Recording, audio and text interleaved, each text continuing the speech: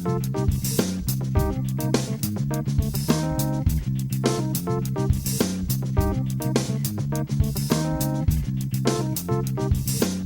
480 of the TV Dudes, recorded March 28th, 2024.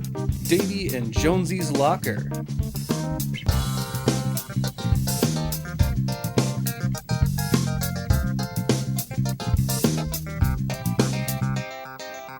Davey and Jones Lock. Davey Jones Lock. I just got that. This week, we're talking about those two high school slackers that sprang onto the scene and charmed us all with their small metal box full of sci-fi traveling antics. Sweet! I finally get my Bill and Ted TV series.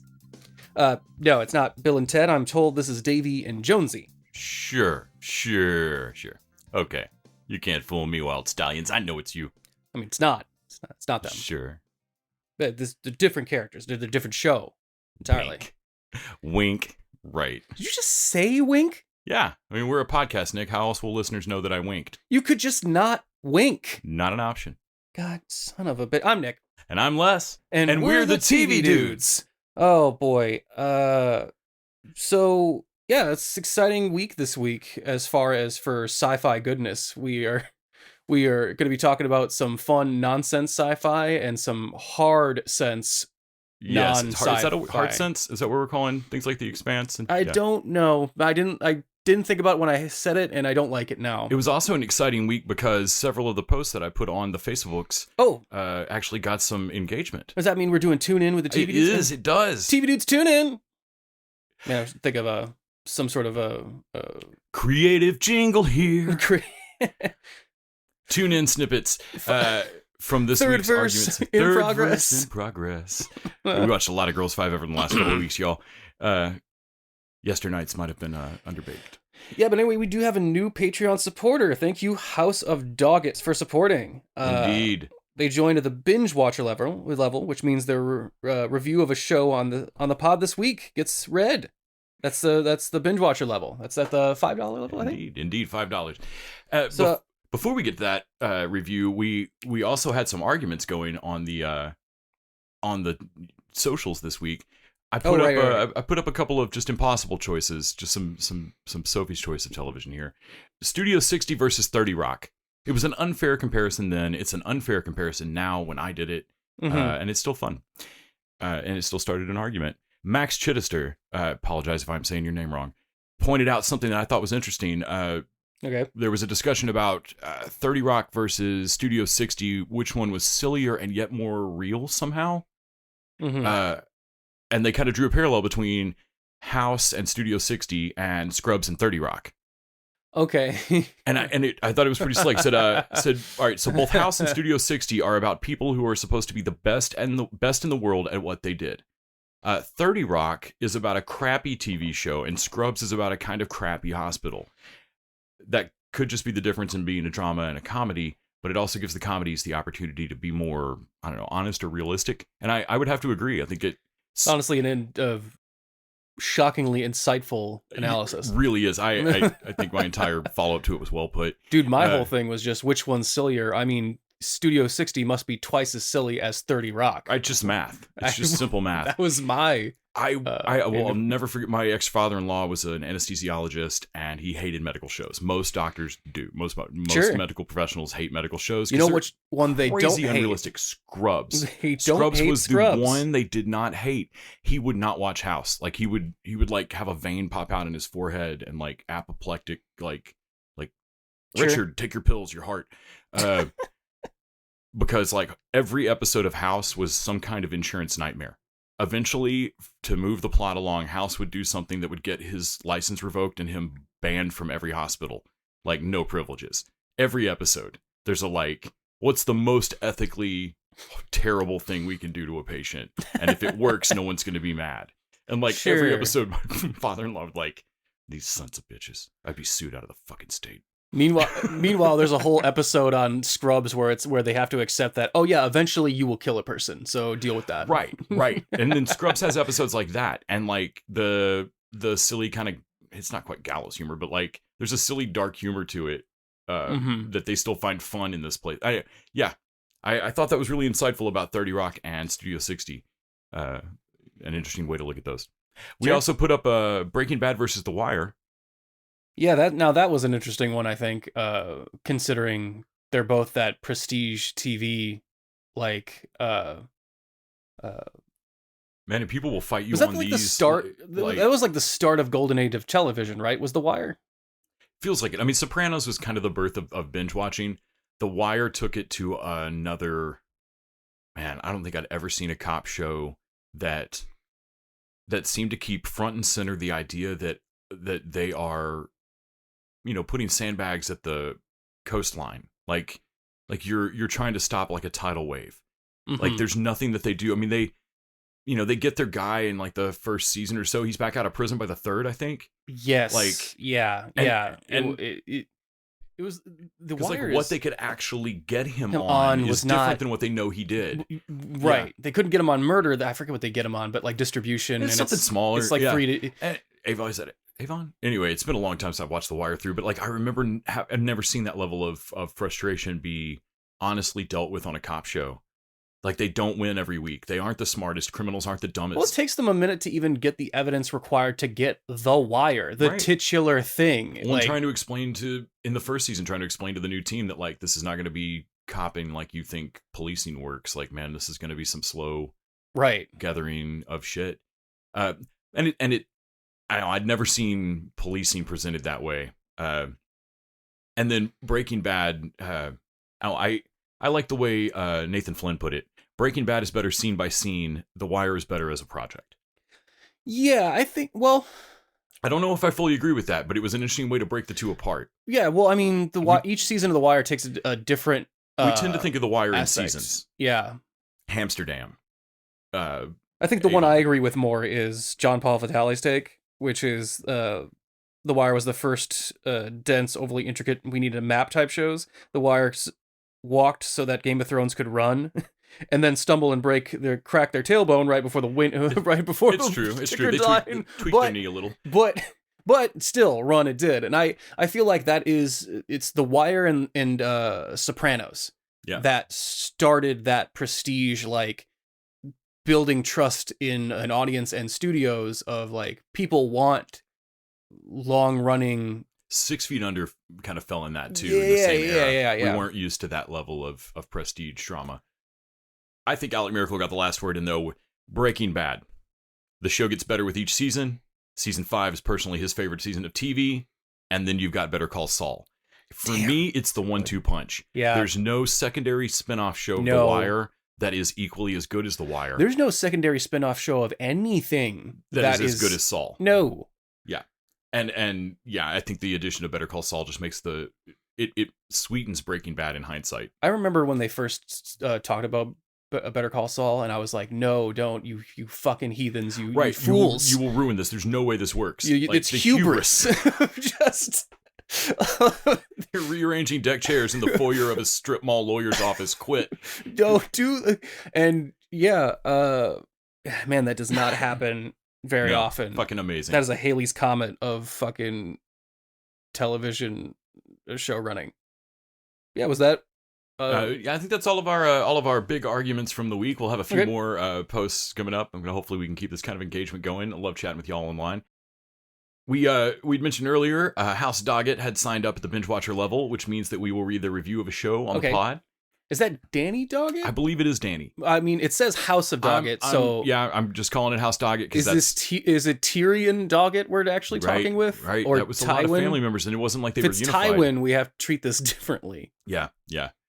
Well, the review was for Physical 100 Season 2, Episodes 1 through 4, because Netflix dropped this. Yeah, and he's the one. Physical 100 was a Patreon request. I believe so. He had us watch the first season. Thank you, Danny. That's right. Thank you, House Doggett. Because Physical 100 is one of Nick and I's favorite things on television. I love it. Let's see if Danny did. Review. All right. The strong will feast on the weak. The fast will step over you. Hot Koreans doing things I've only seen in web comics. Like two people deciding the only fair way to settle this is to wrestle. 3 movies called The Maze Runner isn't as intense as a grown man snatching a sandbag from a woman 1/3 his size. Jesus wept, for there were no more competition shows to conquer. Wow. Okay, so that's less of a review and more of a like spoken poetry. But I agree with it in my heart. uh Nick and I also watched Physical 100 Honestly, the show this week. rules. Show fucking rules. I agree with House of Doggett. Yes. I stand with the House of Doggett. So let's why don't we just jump into the diaries? The Diaries of the Television Dudes. Brought to you by only the finest cocaine wine. Yeah, TV Diaries, and we'll jump in with Physical 100 because we watched that. Well, as much as Netflix would allow us to have. Next week we might do an oh shit or like oh no, we don't plan oh shits. Those are nope. Those are obviously those are completely never mind. impromptu. We might talk about it next week or not, but because they are releasing a couple episodes at once in like 3 to 2 chunks, 2 episode chunks. Like I think April 2nd's the last chunk. Yeah. So, man, we watched. It's just as compelling as the first season, and just the different challenges. Like the last challenge we watched was the transportation challenge, or like of moving sandbags from one thing to another via like. They've got to set up these 3 mine carts, which are all 3 off their tracks, and so that sucks. And they got to hook them together, and then they got to fill them with sandbags that are 40 kilos each. That sucks. Then they got to roll them back. And full. What sucks about it is that I feel like the game makers made that thinking that the lighter people might do better on the monkey bars, right? But then they made those fridge-sized sandbags that you got to kick along with your feet while you do monkey bars. And so, like, and honestly, I'm always waiting for, like, honestly, the fact that the females on the show seem to keep getting the shaft as far as challenges and getting bad matchups. Yeah. Which is unfortunate, except for one of them was very much ready for this. The blonde weightlifter. Yeah. Who, man, even in the first episode when they were all, walking in and looking for their bust and everything, she walked in just yoked. Like, arms turned in, like, rrr. And, holy shit, that is the strongest woman I've ever seen in my entire life. Mm-hmm. My lord. Well, I'm like, she's like, well, I was just going to take 15 40-kilo bags back in these 3 carts, and then I pushed it, and it was really light, so I threw more in. I'm like, you psycho. Well, that's where they, like, one of the teams got revived from the losing the challenge, like the teams that lost the previous challenge in the maze, which also was an interesting strategy-wise. To see what they would do. I still think 5, like, just keeping your group together is a good strategy. Man, more than almost any of them, we have an armchair quarterback strategy for running the maze that I want to see it tried so bad. Right. So bad. I wanted to I just want to know on the clock, like, would we have... Well, and because our plan was everybody decided that you could skip one of the 3. And our plan was to just send the whole team after one and then send the whole team after a second one. Yeah. And I think that hard to say. Hard to say. But they changed how they decided who survived the losers like round, the revival round. Yes. Instead of holding up the weight of your bust. Which is just all like the last 5 people to hold. It's the last person to hold onto the pillars, which was a great episode. That was so fun. Fucking this crazy Olympic wrestler just rips the guy they nicknamed Thanos off of this fucking. I'm dead serious. We can cancel the Olympics and just have like hug a post as a sport. Like, and so he gets to pick 4 other players out of the whole pool. Right. And so he picks just 4 strong motherfuckers. And so in the next challenge, they get to make the minecart thing in 2 trips. Dude, Thanos. Just, oh god, that guy's a beast. Which is not a thing that... It's like watching one of your G.I. Joes win a competition show. It's one of those things that, like, either you can do it or you can't. And it's the difference between, like, can you do this in 2 trips or can you do it, or you're going to have to make 3 because you're not going to be able to... If you're going to make 3, then you're done. You're third place. Done. Yeah. So it's almost, like, that competition was almost unfair. The secondary team managed to do so great on the monkey bars that they got, like, kind of caught up. And we know that, like, the tides could turn at any moment because we've seen Thanos, like, have his size and his muscles just not help. Right. Sometimes. Absolutely. A couple times. And also, we know that later, speed challenge was in one of the last rounds of last time. If they do that Olympic endless relay thing again, Yeah, he'll die. they've eliminated a lot of their Runners, yeah. like and people. So I'm interested to see if they. I don't watch competition shows. I never have. And this one hooked me. Like, and then now I'm having an experience I've never had before, where I kind of want to go back and watch the first season of a reality show. Never. Yeah. Like, yeah. Even if I've ever watched one, it's not like you want to go back and watch. I have actually. The Whole Voice I went back and watched specifically for Sexy Yama, and I think I missed the minecart stuff was cool, but I actually missed the collaborative. Like the boat was a collaborative between the two teams. I loved the bridge last season with the like bouncing planks where they had to. But that was still two teams competing against each other. Like I like the boat. I like one challenge that is just two teams trying to work together and go and like because it speaks to what's cool about the show is this respect and camaraderie between all these people. Well, when they had a problem with one of the wheels or bearings or something got stuck on one of the challenges, and they, not the show, the other two teams decided amongst themselves, hey, we're just gonna let them have a 2-hour break to recover. And then they're just going to run it again. Yeah, I've never seen that. No, that would not happen I'm sorry, that would not happen on American Gladiators. You. Like, well, the people that couldn't finish the Laser would be like, fuck you. The people that couldn't finish the minecart, getting help from the other teams to finish was very like. I don't know that this is very Korean. I mean, I don't know enough about Korea, but man, respect. It's that makes this show special. It's the difference in attitude and the genuine respect and how just kind of like little kids on a playground happy they are to be around each other. It's really fun. Yeah. The attitude of the show is fantastic. And you got the people who shoot it and produce it and edit it know what the fuck they're doing. They go to certain people for like reaction shots, and like there's this one guy that they keep going to just because his resting face is he looks like a fish. Yeah, and he's a great for like, oh man, I can't believe what's going on. And like they keep ending on these cliffhangers. Like the last one was like someone fell off the monkey bars and we're like, and then suddenly the other dude falls and then it cuts to credits and we're like, no. Let's see, we also watched Roadhouse 2024. That's right. The new Roadhouse, which, man, the action scenes were are really good, amazing, and Conor McGregor was really funny. Yeah. I think outside of that, man, there's nothing in that movie. There's nothing. That movie was no character arcs. That movie was cotton candy. Like I enjoyed it and up until the minute the credits hit, and then I went like, "Hey, Les, were some of those characters pointless?" Speaking of that's some cool shit happening, but are half these characters pointless. We also watched Three Body Problem over on Netflix. The new Benioff Weiss Game of Thrones guys have a new shot at Netflix. They spent Game of Thrones money. This is $20 million an episode. I am honestly still mad at that. I don't understand what they spent what they spent that on. Also, talking about cotton candy, Jesus. You ever seen the video of raccoons eating cotton candy in water? Yes. Like raccoons eating cotton candy? I've not. You've mentioned to me now, and I now must see it. So raccoons want to watch, like they want to rinse everything. They're very clean, very smelly animals somehow. That and so that genuinely shocks me. Some sick fuck wants to hand cotton candy to these two raccoons, and like every time, like they've got it and they're overjoyed and they sweep it through the water and they got nothing. And hand to God, that's what the fuck watching Three Body Problem is like. Like, I binged through it. It did some cool stuff, some, like, weird physics mysteries. I like the idea of, like, trying to... Of like, you shouldn't have contacted aliens. You fucked up. Like, SETI's doomed us. I love that setup. That's cool. Yeah.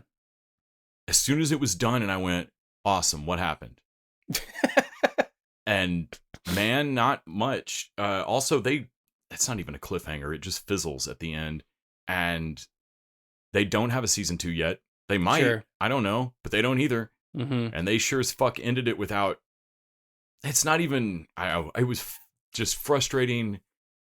I understand the book is dry as a bone, and so I apparently would care about the characters apparently less. Benioff and Weiss actually made adjustments to make the characters more compelling and interesting, and even then they come off as.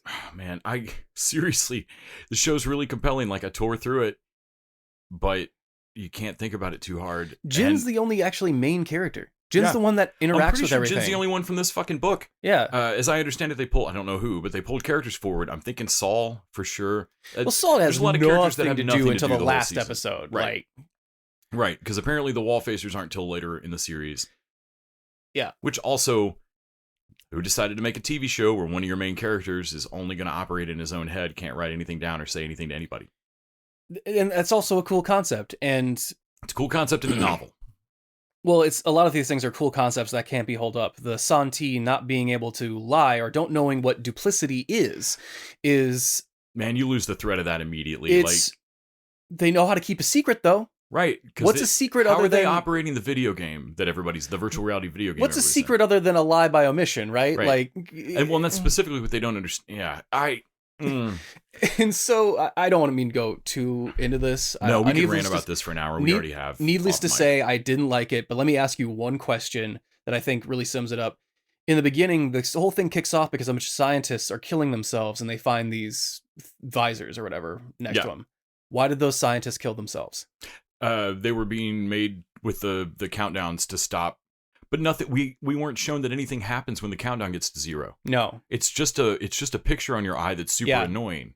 And did they kill themselves, or was it a murder and they looked like they killed themselves? Because no, you're right. It's probably one of them killed themselves. The girl, though. But when she killed Tarly, Sam from Game of Thrones, she didn't make it look like a suicide. No, it doesn't.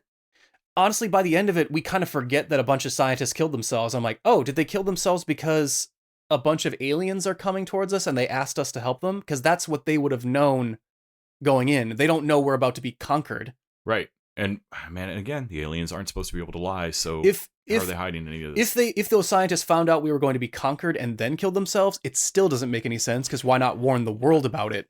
Yeah. But they don't ever answer it because they don't fucking care. Well, it's expensive as balls. So if nobody else watched it and had any better feeling about it than because I did. The author doesn't care about humans, so like, oh, who cares why those people killed themselves? They did. Fuck them. Like that's the no matter how much Benioff and Weiss try to put a frosting over of character and heart in this, it comes off as, why the fuck should we give a crap about this humanity? Well, and the author has said that he set out to make like the darkest timeline. Like, this universe is supposed to just be unrelentingly terrible. Like, yeah.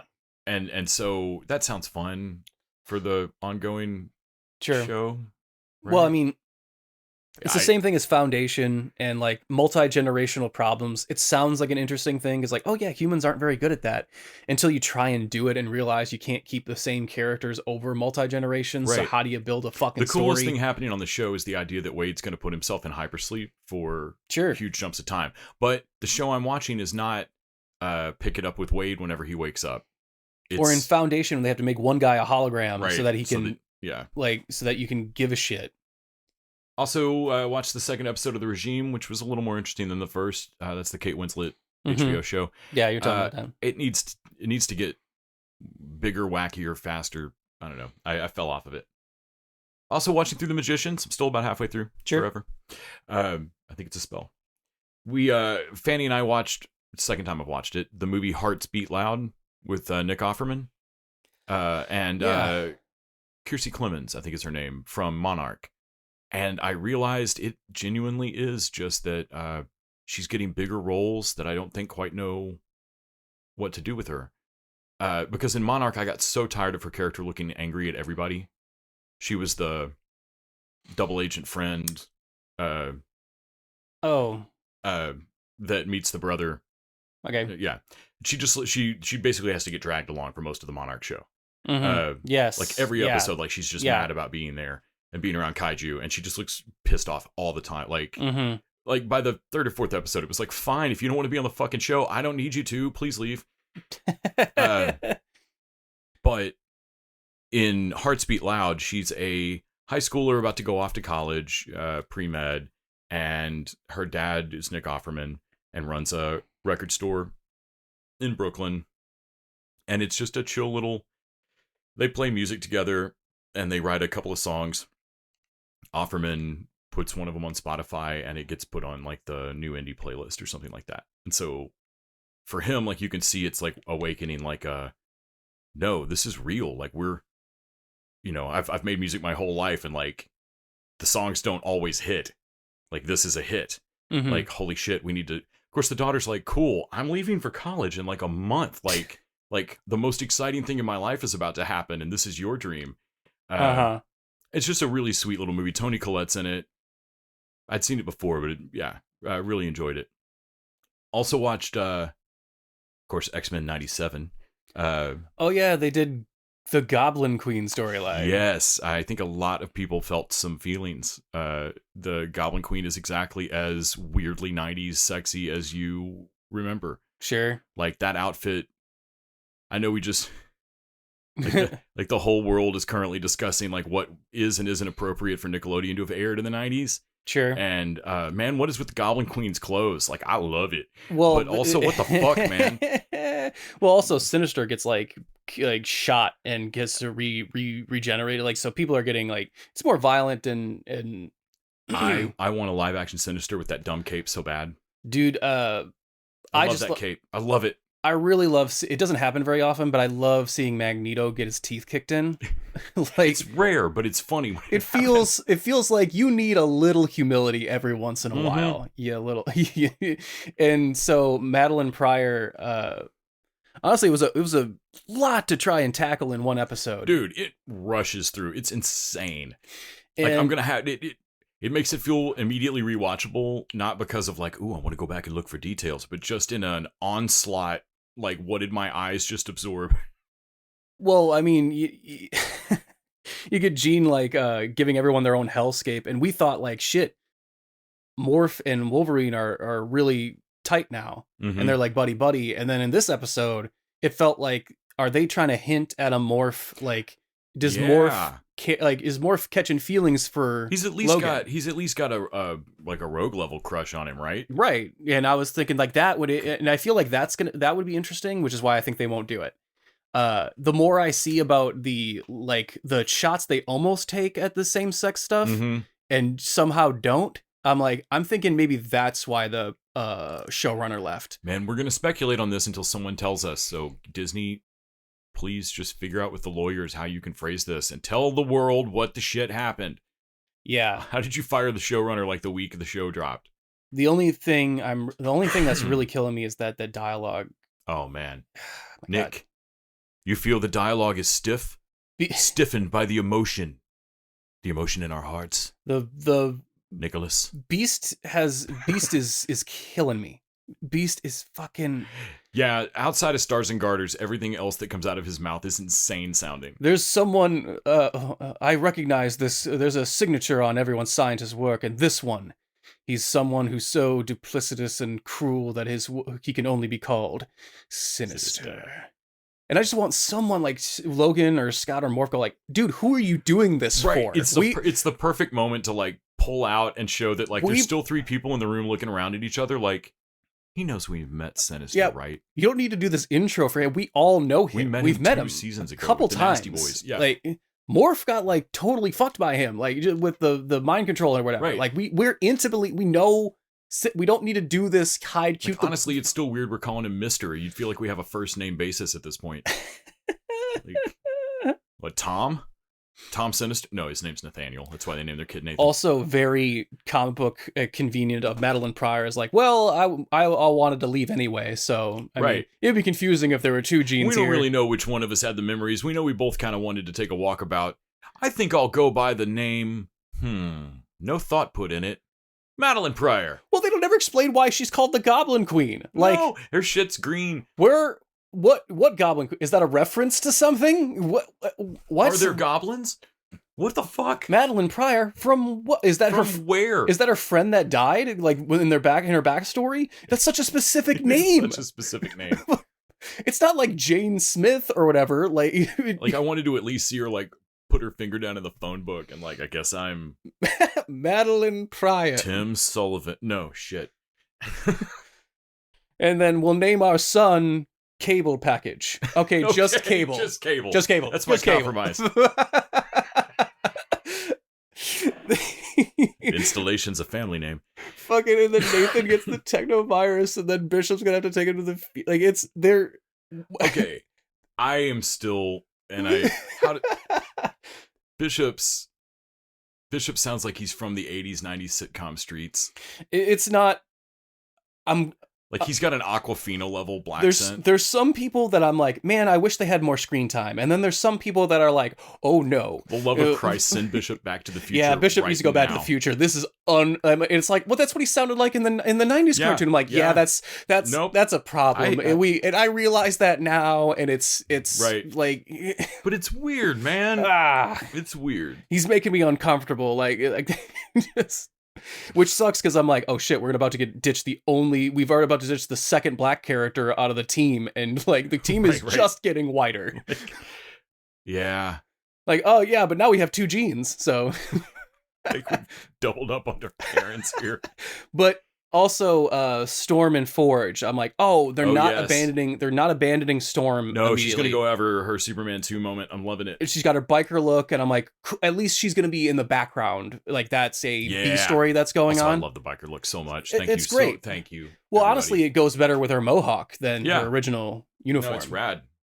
We also watched a little bit of Pride of the X-Men and that's Wolverine right. and the X-Men. Like we looked through the X-Men's animated universe. Pride of the X-Men simultaneously looks like costume designed exactly from the comics. You could definitely tell where they took from the Pride of the X-Men. They took a lot of ideas for the show they eventually made. But it feels very Transformers or G.I. Joe. Right. Like they just rocket through. Dude, the storytelling and all of it is just like, and I'll now do this. Not so fast, stepbrother. The first mention we've ever heard that Juggernaut and Xavier are stepbrothers. Right. Like, let's just get it all in right now. It's like, dude, this is the first 5 minutes of the first episode. Maybe when you want to hold some of this back. Right. And then Wolverine and the X-Men. I thought that was popular at the time, but apparently it only had 1 season. Yeah. And I remember watching that first episode. I'm like, oh yeah, I didn't like this because they just make a bunch of decisions that I don't. It's okay. It's okay. Evolution did it better, I feel. Yeah, I like Evolution better. Yeah. Like, even going back and watching this now, I was like, oh, this makes me want to watch Evolution, because I feel like you tweak Disney has Evolution, designs. right? Yeah, it does. Okay, cool. I'm always confused. I'm like, they have all the rights to the X-Men now, so they should. Yeah, I think so.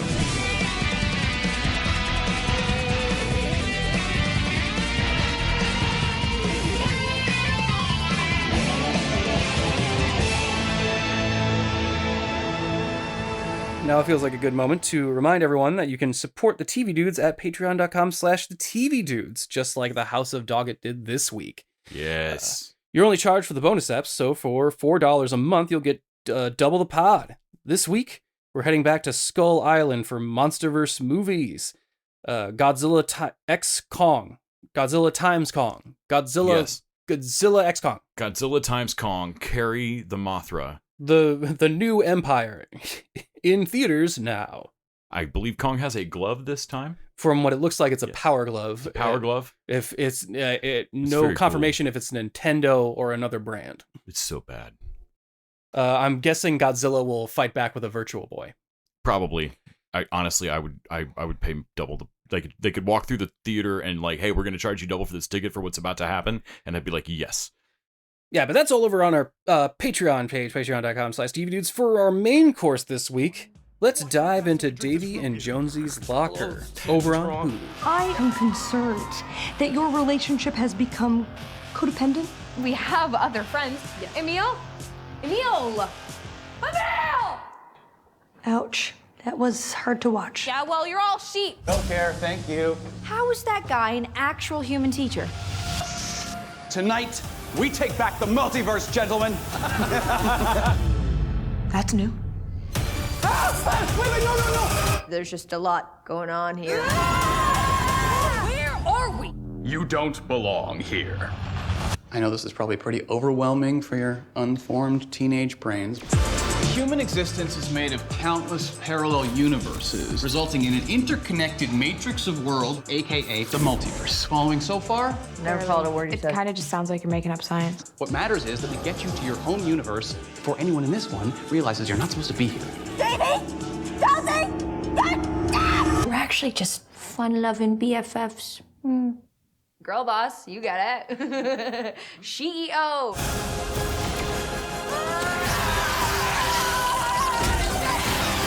You're talking about radioactive man-eating spiders. People-eating spiders, you cave You are person. so lucky we weren't recording Canceled. because you would be canceled. canceled. I can't even look at you. Do you think this is some kind of grand adventure? Yes, that's exactly what it is. Yes. And folks can also check out now my interview with Davey and Jonesie's Locker show creator, EVANY Rosen, who was kind enough to grace us with her presence on the pod. Indeed. And chat about the show. All right, Les, what is this fucking show about? Man, I heard about this a few weeks ago, or maybe a month ago, that this was coming out on Hulu. I think John Paul either told me about it or like the same couple of days we both saw it. Mm-hmm. This looked to be like what I would have wanted a Bill and Ted TV show. All jokes aside at the top of the show, this looked like what I would have wanted a Bill and Ted TV show to be. Yes. This is two best friends who are entirely two best friend. Like, we got a heavenly creatures thing going on here. Like, the faculty's freaked out. Well, hopefully not fully heavily creatures. I mean, they're definitely freaked out enough. Like they're talking about like making one of them transfer if they don't make some different friends. And that's in the start of the episode. And you've got a science teacher that's doing way too much science. Mm-hmm. And they just kind of hand wave it aside that they've got all this weird shit in their locker. They share a locker. They've got a car battery with some googly eyes on it. They've got a bunch of magnets from a Halloween costume that totally made sense at the time. If you'd seen it, you'd understood. And they hand wave all this away so that when the science teacher turns on this multidimensional portal, instead of appearing in his lab where it should, it appears in their locker. Yeah. They're in the middle of running from a whole crowd of people for an unrelated prank. And they dive in the locker and they start tripping through the multiverse. And then the show does a hilarious job of just outright, like, look at the camera and explain the show engine. In the second episode, I think, the science teacher just straight up tells them, like, look, you girls have to keep off of the radar of the time mom. It's the multiverse management of like management. Yeah. And so every episode you're going to appear in a different universe. You're going to find us. We're going to start trying to get the portal back to working while you guys try to just be chill and don't cause an anomaly, which is anything that doesn't fit the rules of whatever wacky universe they're in. Mm-hmm. Seems pretty simple. This show is exactly as cute and wacky and goofy as I'd hoped it would be. And it rests entirely on decisions made to just blindly, with utter confidence, walk towards the tone of this show. I'd like to dub this aggressive in continuity. Right. They don't care, and it works. the level of nonsense this makes is staggering in the fact that they just don't care about the feeling of the show is that obviously when you're in high school you feel like it's the school and there's nothing outside of it, right? In this show it is literal. When they go to every different dimension, the dimension is different in the school. And they never go outside the school. But it seems to be everywhere. They never go home. No one ever mentions parents or like... No. Davey and Jonesie, I believe, are running just kind of one endless day, like jet lag. I don't think they sleep. It doesn't matter. It's fine. It works fine. It has that feeling of, was it Peter York and Austin Powers that like looks like don't worry about the time travel too much. Let's move on. Trying to And like it feels like that. The guy playing Schneider is hilarious, the scientist. So it turns out that there are, like the people that run Mom, there are multidimensional beings that, like, there's one of them. They can move throughout the multiverses, but there's just the one of them. Yeah.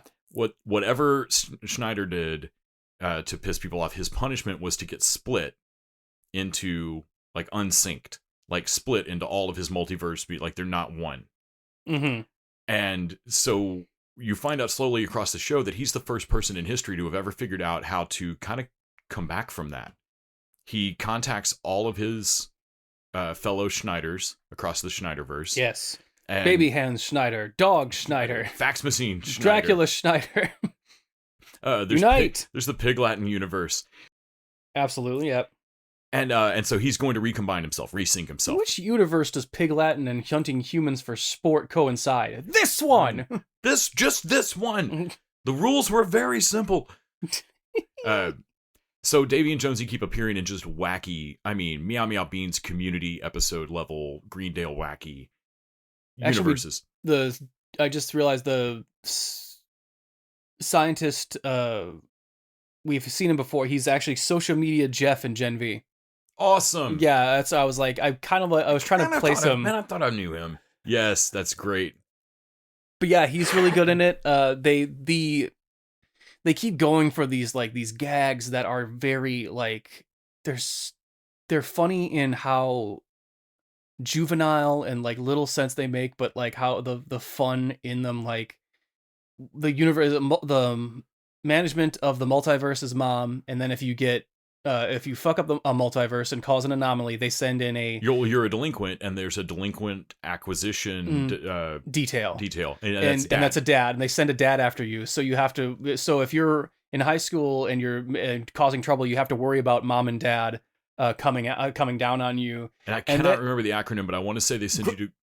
They send you to, if you cause enough of a problem, they send you to detention. No, this is not regular detention. This is a detention dimension where, depending on your crimes, you could be trapped for thousands of years in the 10th grade. What? And which I think is its own thing, but you become a sea cucumber, and the acronym for that, I don't know what it is because it's super long, but it's grandma. Yeah. And you think that's bad? I could be sent to grandma's. Wait, your grandma is involved in this? No, not my grandma. GRANDMA,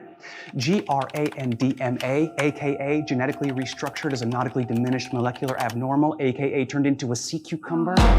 Like it's so again aggressive. And of course you've got two characters who can be like, I have a question. Were the acronyms picked out to do that, or and like then just keeps coming back to that? Like, are you gonna answer my question though? Yeah. Did they do that on purpose? Like the casting process for Davey and Jonesie, like these two are perfect together. No, they're really. They really caught two actresses that can pull off the Bill and Tedness. It is great from the jump of like all of their asides, all of like Jonesie's horniness for Abbott, the stupid jock kid. Come on, hormones. We're better than this. Honestly, the only thing, like, their outbursts of singing get annoying to me every once in a while, but everything else is pretty cute. Dude, why didn't you, there's a whole universe where they can't sing, which is great. I do love it when they have to go into the bathroom and just like let it all out at once. And like that cracked me up. And then they have to go to the basement where like they have to show the rebellion, the students that are in the rebellion, these cave drawings that are in the basement that like we used to have music. And at the end is like the music, like they actually play music over the loudspeaker, and then the adults become werewolves. And then they cut back to the cave paintings and like drift over to the side. Like if we had just kept looking at the cave paintings, I guess we should have. Oh no, that's pretty obvious that the music's making them turn into werewolves. Yep. Yeah, we should have like spent a couple more minutes on this. And then that comes back at the end when they have like a fucking cabin in the woods moment of all the multiverse anomalies. Yeah. Well, one of the oh my god, one of the universes. It's honestly the budget of the show is. They are making so much, like they're making the lack of budget kind of a joke. It's amazing. I know you're talking about the Orange universe. I absolutely am. The Orange universe is actually, I tip my hat. I applaud the Orange. Orange is the New Black episode. Also, the nod later. Orange is the new snack. Orange is the new snack. The nod later of having a giant orange. Julius is his name. Obviously, this giant orange rolling down the hall, and like, how did he get so big? I think he ate a lot of people since we left. Right. Oh. So in that universe, the only form of sustenance is oranges. Yes, and everybody goes crazy for the vitamin C in them. Like everybody's like a little bit orange pallid with like orange bags under their eyes. So is this universe has their technology adapted to only eating oranges? No, lunch ladies still serve oranges with ladles, even though soup doesn't fucking exist. Yes. Oh my god, and she ladles that orange though. That shit made me laugh so much harder than it should. I mean, and that to me sums up the show. It's single tiny decisions that make that make the joke work. That's so... It's so dumb and amazing. It reminds me of Todd and the Book of Pure Evil, which I also proselytized to everybody for like 2 months of like, you must watch this show. But honestly, and then in that episode, like they never leave the school. They have one set, and then they just set deck it every time. Right. And then even in the orange episode, the only thing that's fucking different is just that, like, hey, go get me a truck of oranges. Right. We're gonna change all the posters out for like orange, like the dances are all orange themed. Like that's the budget for that episode, is just the orange budget. Veronica Slavikoska is Jonesie. Okay. I'm sorry, is Davey.